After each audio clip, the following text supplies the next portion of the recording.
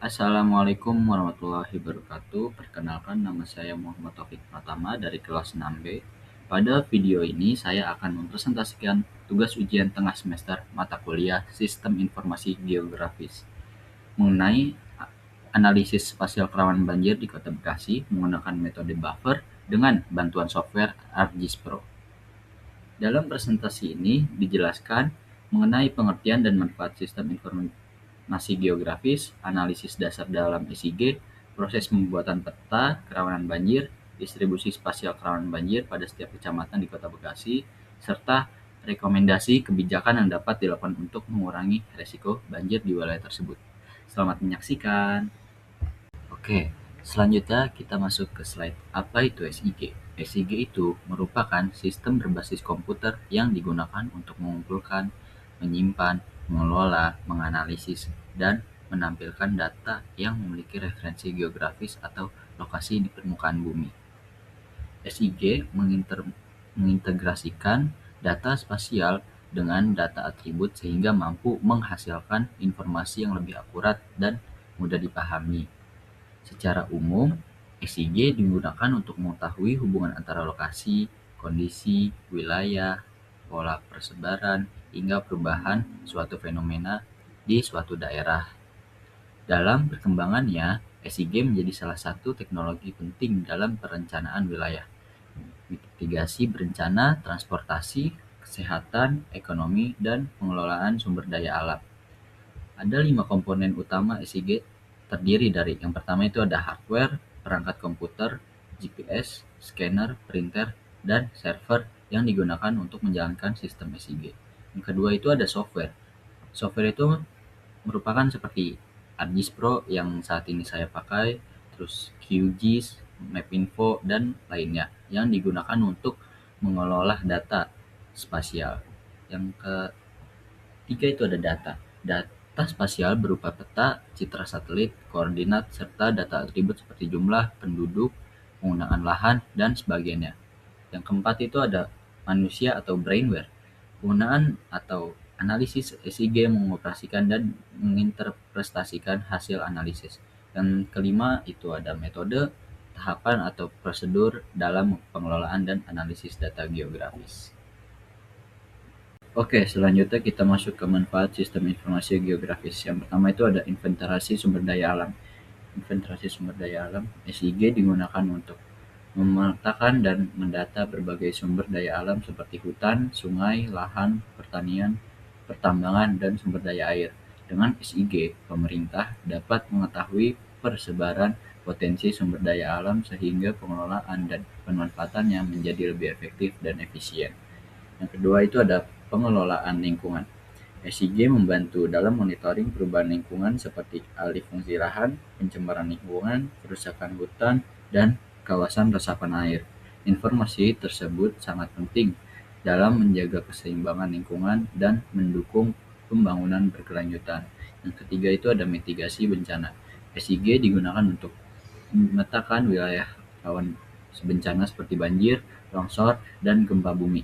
Selain itu, SIG juga membantu dalam penentuan jalur evakuasi, lokasi pengungsian, serta proses penanggulangan bencana secara cepat dan tepat. Yang ketiga itu ada transportasi dan perhubungan. Dalam bidang transportasi, SIG dimanfaatkan untuk menentukan jalur cepat, analisis kemacetan, perencanaan transportasi umum, serta pembangunan infrastruktur jalan. Penggunaan SIG dapat meningkatkan efisiensi mobilitas masyarakat. Yang keempat itu ada ekonomi, bisnis, dan marketing. Membantu perusahaan dalam menentukan lokasi usaha strategis, menganalisis persebaran konsumen, dan mengetahui potensi pasar di suatu wilayah. Dengan SIG, strategi pemasaran dapat dilakukan secara lebih tepat sasaran. Kalau terakhir itu ada telekomunikasi. Digunakan untuk menentukan lokasi tower BTS atau analisis jangkauan sinyal dan pengembangan jaringan internet. Hal ini membantu pemerataan akses komunikasi dan meningkatkan kualitas jaringan telekomunikasi. Selanjutnya, kita masuk ke 3 analisis dasar sistem informasi geografis. Yang pertama, itu ada analisis buffer. Analisis buffer merupakan teknik dalam SIG untuk membuat zona tertentu berdasarkan jarak dari suatu objek. Pada penelitian ini, buffer ini digunakan untuk mengetahui tingkat kerawanan banjir berdasarkan kedekatan wilayah terhadap sungai. Semakin dekat wilayah terhadap sungai, maka semakin tinggi tingkat kerawanannya. Yang kedua, kita masuk ke analisis overlay. Analisis overlay merupakan proses menggabungkan dua atau lebih layar peta untuk menghasilkan informasi baru. Contohnya, menggabungkan peta sungai, penggunaan lahan, dan batas administrasi untuk mengetahui wilayah rawan banjir. Yang ketiga itu ada analisis query. Analisis query digunakan untuk mencari dan menyeleksi data berdasarkan kondisi tertentu dalam SIG. Query mempermudah penggunaan dalam mencari wilayah dengan tingkat kerawanan tertentu atau wilayah yang memiliki karakteristik khusus. Selanjutnya kita masuk ke layout peta kerawanan banjir di Kota Bekasi. Clarify kerawanan banjir dibuat berdasarkan jarak wilayah terhadap sungai menggunakan metode buffer. Wilayah yang berada sangat dekat dengan sungai memiliki risiko banjir paling tinggi karena berpotensi terkena luapan air saat curah hujan meningkat. Sebaliknya, wilayah yang lebih jauh dari sungai memiliki tingkat kerawanan yang lebih rendah. Kita ke slide selanjutnya, distribusi spasial kerawanan banjir per kecamatan. Yang pertama itu ada Kecamatan Bantar Gebang. Kecamatan Bantar Gebang memiliki tingkat kerawanan banjir sedang hingga tinggi. Wilayah kategori bahaya mencapai 561,68 hektar dan kategori sedang sebesar 558,71 hektar. Kondisi ini dipengaruhi oleh perkembangan kawasan pemukiman dan berkurangnya daerah resapan air. Selain itu, adanya aliran sungai di sekitar wilayah menyebabkan potensi genangan meningkat ketika curah hujan tinggi. Yang kedua itu ada Bekasi Barat. Bekasi Barat termasuk wilayah dengan tingkat kerawanan tinggi. Kategori bahaya mencapai 768,93 hektar dan sangat bahaya sebesar 425,62 hektar. Wilayah ini didominasi kawasan perkotaan padat penduduk sehingga daya resap tanah rendah. Drainase yang kurang optimal juga menjadi salah satu penyebab sering terjadinya genangan. Yang ketiga itu ada Bekasi Selatan. Bekasi Selatan memiliki tingkat kerawanan banjir tinggi dengan kategori bahaya sebesar 856,38 hektar. Kecamatan ini berada dekat dengan aliran sungai serta memiliki kawasan pemukiman yang padat.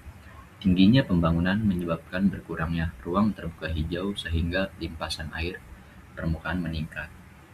Yang keempat itu ada Bekasi Timur. Bekasi Timur itu memiliki tingkat kerawanan cukup tinggi dengan kategori bahaya sebesar 743,31 hektar dan sangat bahaya 373,12 hektar. Faktor utama penyebab banjir adalah sistem drainase perkotaan yang belum optimal serta tingginya intensitas pembangunan. Yang kelima itu ada Bekasi Utara. Bekasi Utara menjadi kecamatan dengan tingkat kerawanan banjir tertinggi di Kota Bekasi. Luas kategori bahaya mencapai 1048,32 hektar dan sangat bahaya sebesar 680,54 hektar. Wilayah ini dekat dengan aliran sungai utama dan memiliki kepadatan penduduk yang tinggi sehingga sangat rentan terhadap banjir saat hujan deras. Yang keenam ada Jati Asih. Jati Asih memiliki tingkat kerawanan tinggi terutama pada kategori sedang sebesar 808,74 hektar dan kategori bahaya sebesar 962,87 hektar. Wilayah ini sering mengalami limpasan air ketika hujan deras karena topografi dan sistem aliran yang kurang baik. Yang ketujuh ada Jati Sampurna. Jati Sampurna didominasi kategori bahaya dan sedang. Perkembangan kawasan perumahan dan berkurangnya lahan resapan menyebabkan potensi banjir meningkat di beberapa titik wilayah. Yang kedelapan ada Medan Satria. Medan Satria memiliki tingkat kerawanan relatif lebih rendah dibandingkan kecamatan lain. Meskipun demikian, masih terdapat wilayah kategori bahaya sebesar 736,54 hektar, sehingga tetap memiliki potensi genangan saat musim hujan.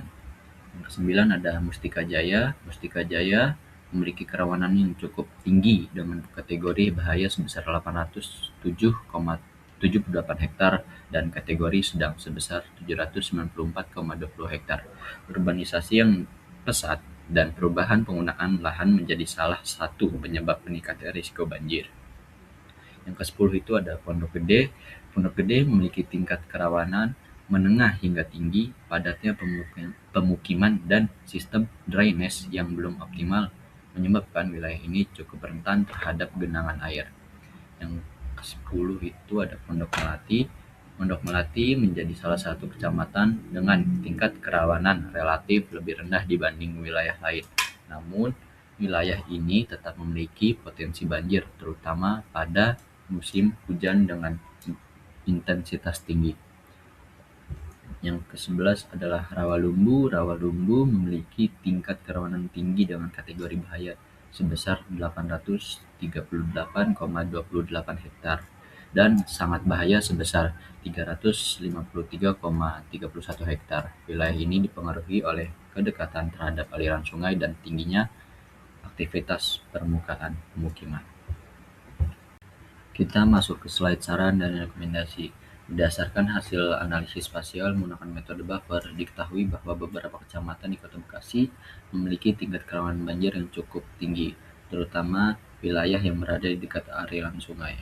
Oleh karena itu, diperlukan penanganan yang terintegrasi dari berbagai aspek seperti kebijakan ekonomi, sosial lingkungan, infrastruktur, dan mitigasi bencana agar risiko banjir dapat dikurangi secara berkelanjutan.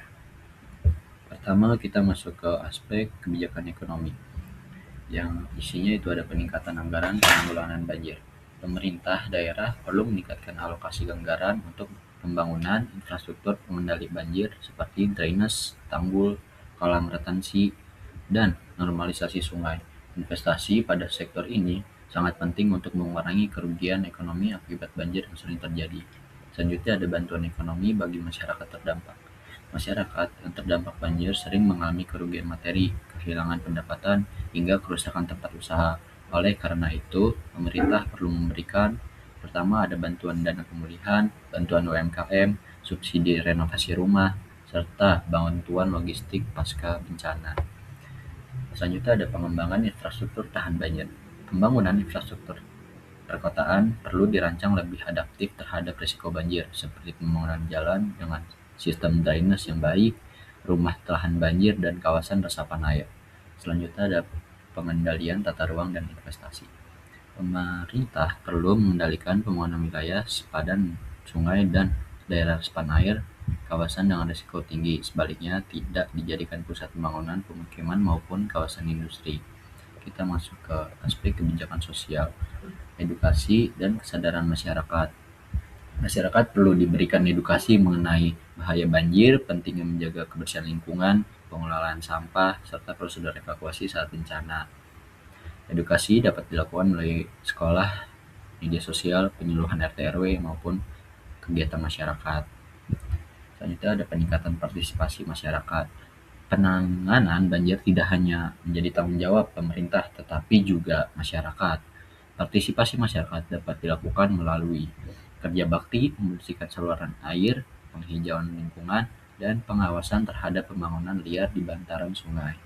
Selanjutnya ada penyediaan tempat pengungsian. Pemerintah perlu menyediakan tempat pengungsian yang layak dan aman bagi masyarakat terdampak banjir, lengkap dengan fasilitas kesehatan, air bersih, dan kebutuhan dasar lainnya. Selanjutnya kita masuk ke aspek mitigasi bencana. Pengembangan sistem dini. Pemerintah perlu mengembangkan early warning system untuk memberikan informasi cepat kepada masyarakat ketika debit air sungai meningkat atau curah hujan tinggi terjadi. Yang kedua, pemetaan dan monitoring berkala.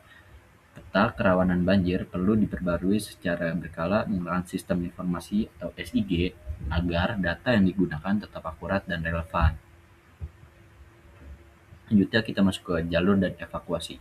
Yang perlu disiapkan itu ada jalur evakuasi, titik tumpul, serta simulasi penanggulangan banjir secara rutin agar masyarakat lebih siap menghadapi bencana.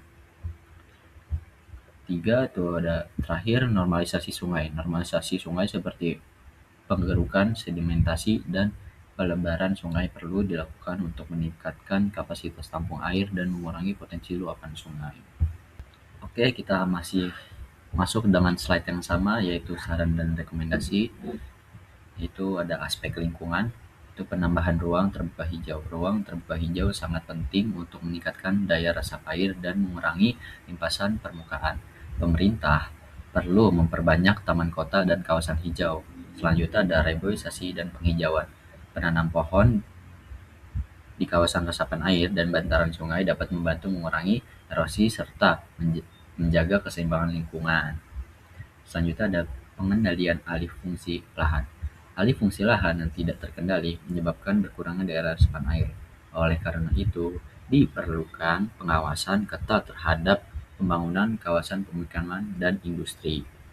Selanjutnya kita masuk ke aspek infrastruktur dan teknologi. Kita masuk ke perbaikan sistem drainase.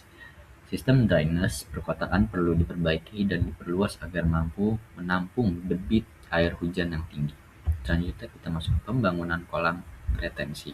Kolam retensi dapat digunakan sebagai tempat penampungan sementara air hujan untuk mengurangi genangan.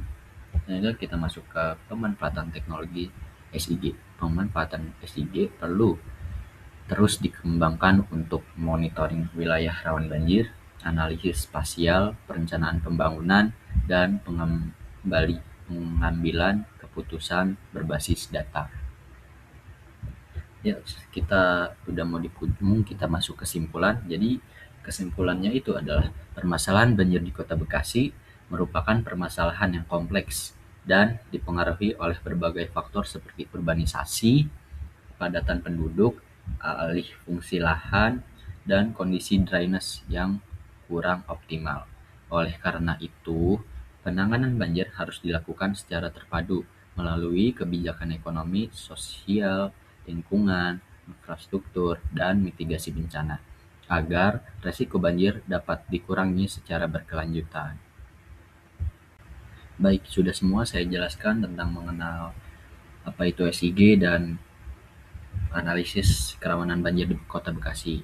Lebih kurangnya mohon maaf apabila ada salah kata. Billahi taufiq wal hidayah. Wassalamualaikum warahmatullahi wabarakatuh.